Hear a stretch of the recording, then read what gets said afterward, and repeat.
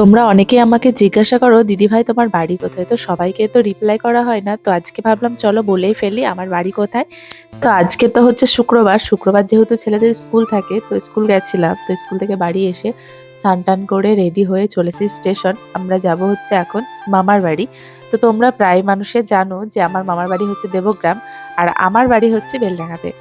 আর আমার বিয়েও হয়েছে বেলডাঙাতে, মানে আমার মায়ের বাড়িও বেলডাঙায়, আমার শ্বশুর বাড়ি বেলডাঙায়। তো এই যে আমরা চলেছি স্টেশন। তো এখান থেকে এখন ট্রেন ছিল 11টা। তো 11টার ট্রেনে এখন যাবো আমরা দেবগ্রাম, আর মামার বাড়ি যাবো, একটু দরকার ছিল। তো মা যেতে চাইছিল, মায়ের পেছনে আমিও ধরেছি। দেখো মামার বাড়ি নাম শুনলে কেউ কি বসে থাকতে পারে? মামার বাড়ি যাওয়া মানে একটা আলাদাই আনন্দ। তো এদিকে ভাই আর আমি পেছন ধরেছি যে আমিও যাব, আর ভাই বললো ঠিক আছে চল আমিও যাব। তো সেই মতো এই যে চলে এসেছি দেবগ্রাম স্টেশন। আর স্টেশন থেকে আমাদের মামার বাড়ি বেশি দূর লাগে না, হাঁটা পথের রাস্তা, কিন্তু আমরা এখন আর হাঁটতেই পারি না। মানে মানুষ এতটাই অলস হয়ে গেছে। আগে আগে কিন্তু আমি, মা, বাবা, ভাই, বোন সবাই যখন যেতাম আমরা হেঁটে আসতাম, মানে হাঁটা পথে যেতাম। এখন টোটো হয়ে গিয়ে মানে বিরাট ব্যাপার আমাদের। টোটো করে এই যে চলে এসেছি মামার বাড়ি। আর এদিকে বড় মামি চা বিস্কুট দেওয়ার পর এই যে রান্না বসিয়ে দিয়েছে, অনেক রকম রান্না হয়েছিল।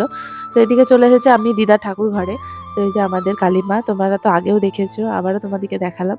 তারপরে এই যে খাওয়া দাওয়া দুপুরে মাংস করেছিল, ডাল, বেগুন ভাজা, আলু ভাজা, মাছের তরকারি, অনেক রকম হয়েছিল। তো এদের খাওয়া দাওয়া কমপ্লিট করে আমরা অনেকক্ষণ বসেছিলাম, গল্প টল্প করলাম সবার সাথে। তারপরে এই যে আমরা সন্ধেবেলা এখন বাড়ি যাব, তখন বাজে হচ্ছে 6টা 20-তে আমাদের ট্রেন ছিল। তো আমরা চলে এসেছিলাম আগে, 6টার দিকে স্টেশনে বসেছিলাম। তো এই যে ট্রেন ঢুকে পড়েছে, এখন যাচ্ছি বাড়ি।